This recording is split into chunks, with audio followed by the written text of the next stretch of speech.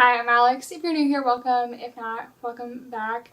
Today we are going to be combining a bunch of book videos into one, starting with the mid-year book tag, which I think is Steph Borer's video, but I'm not entirely sure. I got my questions from Larry Reads, so that is where we're going to start, and then we're also going to do a June reading wrap-up and my July TBR, so a lot in store.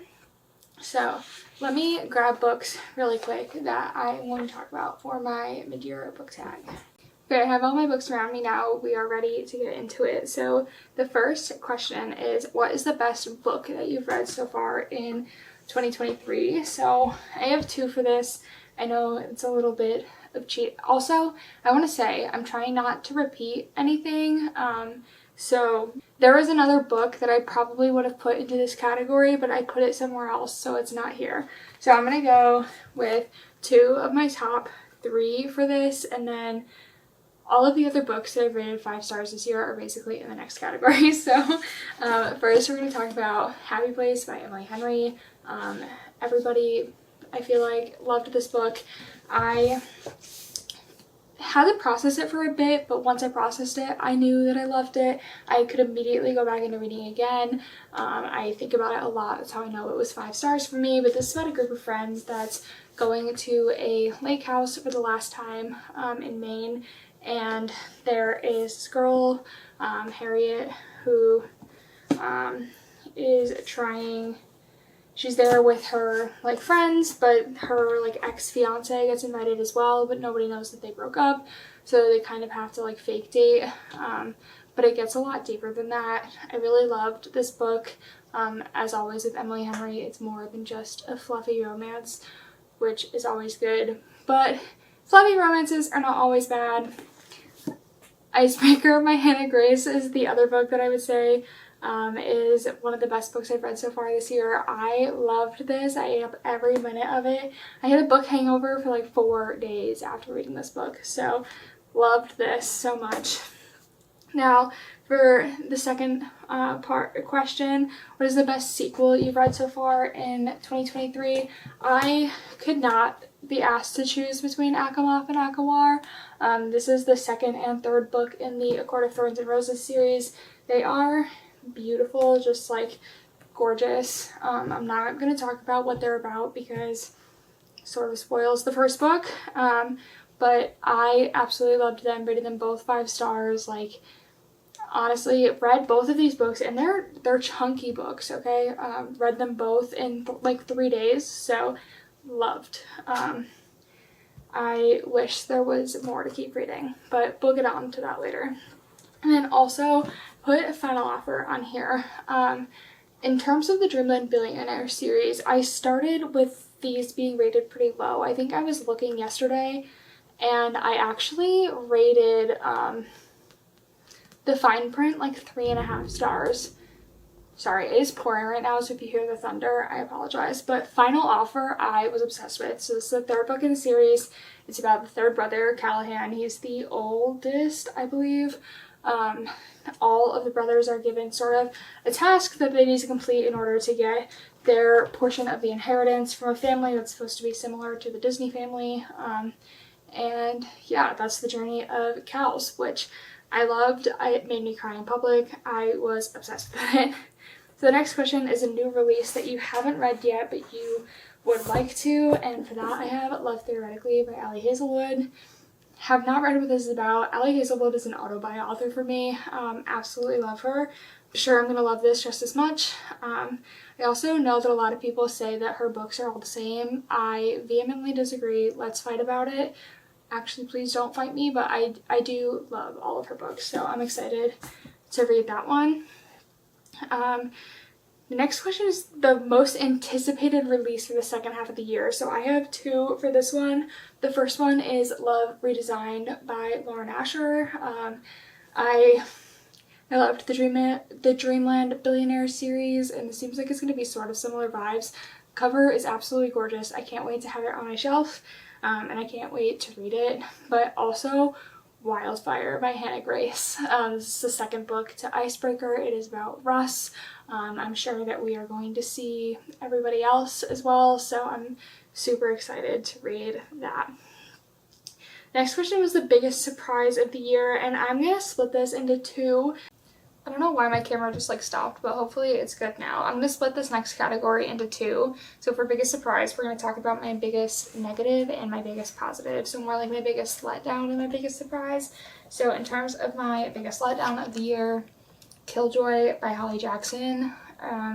I think this book honestly ruined the whole series for me. And I have a TikTok with a rant on it. I'll leave it below if you've already read it. I'm not going to give it here because it's a spoiler, but I'm just, that book, positive though, my biggest surprise of the year has been Mr. Wrong Number by Lynn Painter, which I absolutely loved. I feel like I've heard pretty negative things about it, so I was surprised that I loved it so much, but I am happy about that.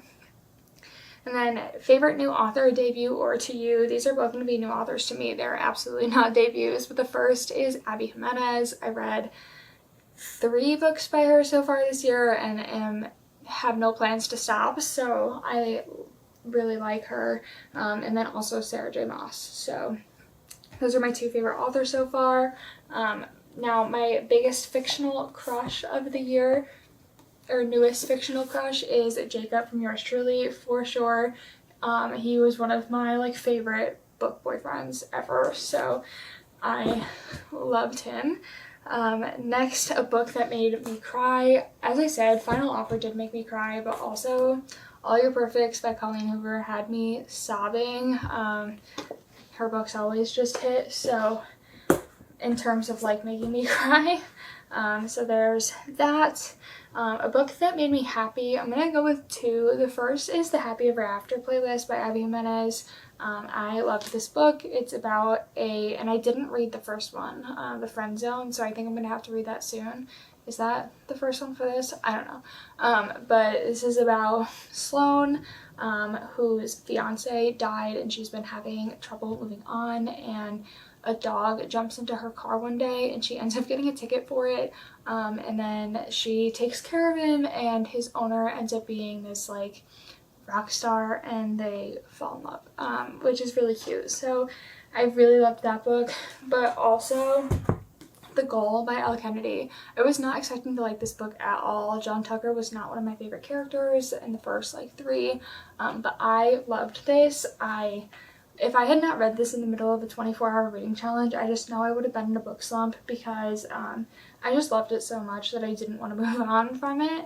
I'm very excited to read the next book.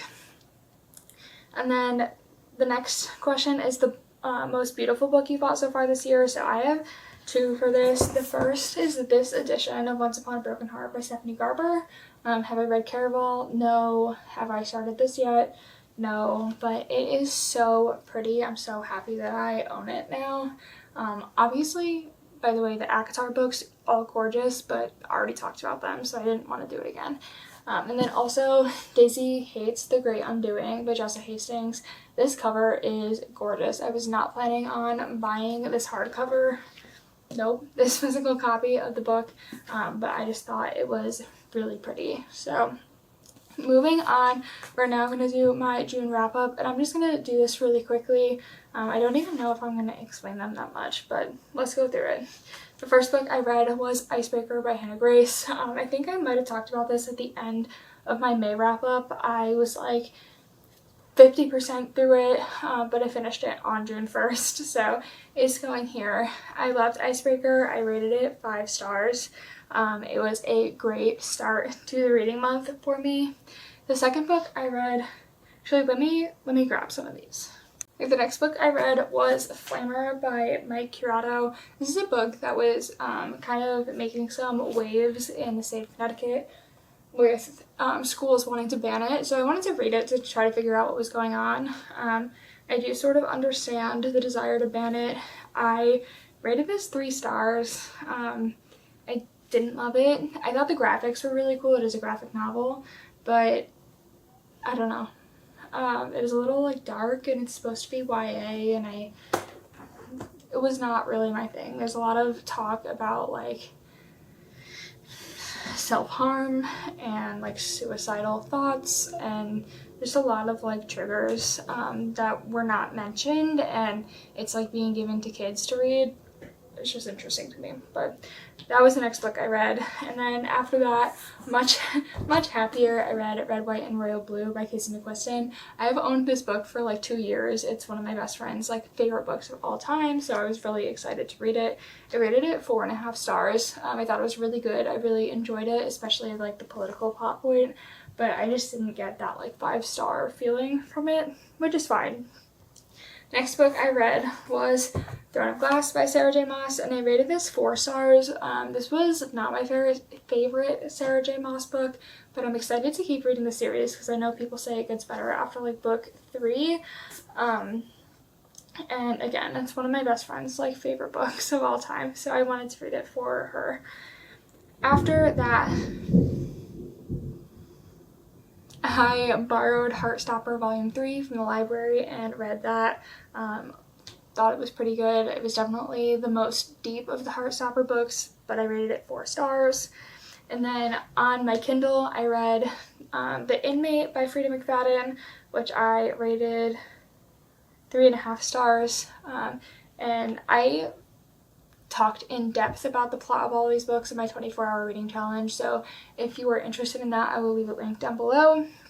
And then I read Ward D by Freida McFadden, which I rated 4 stars. Then I read Never Lie by Freida McFadden, which I also rated 4 stars. And then I read Do Not Disturb by Freida McFadden, which I rated 3 stars. And then the last like book I was reading for that was the Happy Ever After playlist by Abby Jimenez, which, as I've said in this video, I loved. I gave it 4.5 stars. And then I read or listened to the audiobook for Pineapple Street by Jenny Jackson, which I heard a lot of people talking about, a lot of like the lit fic girlies, but I wanted to know what it was about, and I was honestly really confused reading it. I gave it 3.5 stars. It was, to me, sort of a similar vibe to Tomorrow and Tomorrow and Tomorrow. They were not anywhere near the same plot points. Let me get that very straight, but that's how I felt about it. It was just like, I was a little confused, and that's probably because I was listening to the audiobook. Didn't always have a full grasp of what was going on. It was a lot of like rich people drama, but also like eat the rich at the same time. So it was interesting. I was entertained. I would recommend it, but it wasn't necessarily my favorite.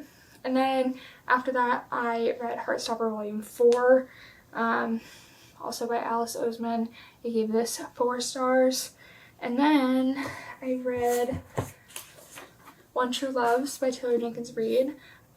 This book, the description on the back talks about how it's about somebody whose fiance, her husband, returns after everybody thinking that he was dead, but she has a new fiance, and she sort of has to choose between them.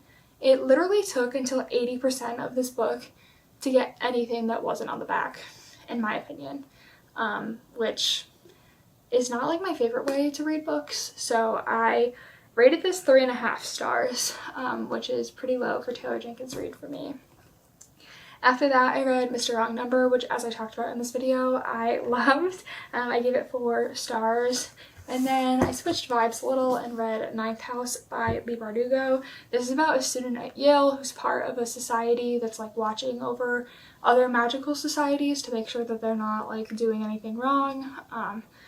A lot goes wrong. So this book was super interesting. I really enjoyed it. I rated this 4 stars. The next book I read, I don't know why I'm grabbing that already, was Call Me By Your Name by Andre Osman, which I honestly didn't love. It reminded me of The Song of Achilles, except not as good, not as entertaining. I don't know, it just wasn't my favorite. I know people say that the movie is a little bit better, so maybe I'll watch it, but it was definitely not my favorite. And then two that I forgot to talk about and we'll put in now I started reading the novellas from Loath to Love You by Ali Hazelwood. So I read Below Zero first, which is about a girl who's like doing an Antarctic mission. No. Sort of. Well, it's about a girl who is working for NASA and she's trying to test out this like rover, but she has to go like to a spot in Norway that's sort of like the Antarctic, and it's really dangerous, and there's this guy, obviously they fall in love, whatever. I really liked it. I also read Under One Roof, which I think I liked better. I'm trying to remember what Under One Roof was about. I can't even tell you. It's whatever. I gave them both 3 stars. I thought they were entertaining, nothing groundbreaking. The last book I read this month was Every Summer After by Carly Fortune. I will tell you, today is July 4th, and I finished this book on June 29th, and I still have not posted a rating of it on Instagram because I went back and forth for so long on what to rate this. So today I'm committing to it right now. I'm rating this 2.5 stars. This book felt like, and I don't want to throw shade to Carly Fortune because I thought it was like written well, but I was really bothered by the fact that this seemed very like copy my homework but change a few things so it doesn't look like you copied my homework, but then you also got the few changes from another friend that you copied from.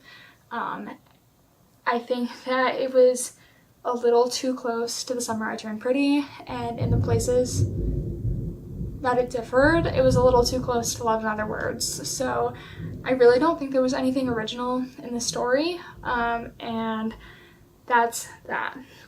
Moving on to my July TBR, and I honestly don't think that, well, I own a few of these books, but not all of them, so I'm probably just going to put in pictures. But the first book on my July TBR is Crown of Midnight by Sarah J. Maas. This is the second book in the Throne of Glass series, so I am taking the leap to continue.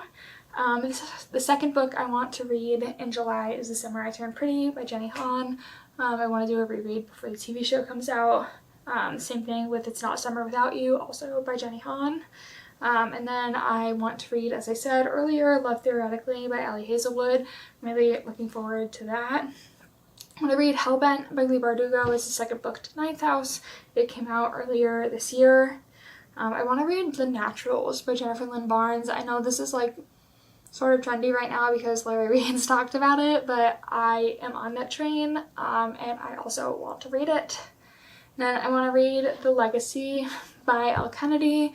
It's the 5th book in the Briar U series. Nope, the Off-Campus series. So I am looking forward to that one. I know it's about like all of the couples. The next book I want to read is The Summer of Broken Rules. I figured midsummer would be the perfect time to read this, although it's raining and dreary, so not today. The next book I want to read this month is Fourth Wing, but this one actually depends because I'm buddy reading it with one of my friends, and she's waiting for her hold at the library, and she's like 40th in line, so we'll see if I get to that this month or not. And then the last book is Part of Your World by Abby Jimenez. I just want to be back in one of her universes, so I'm very excited to read that one, and I know it's supposed to be like the first one to yours truly, and I did not read it first. But that is going to be it for this video. Thank you so much for watching. I hope you enjoyed it, and I will see you in the next one.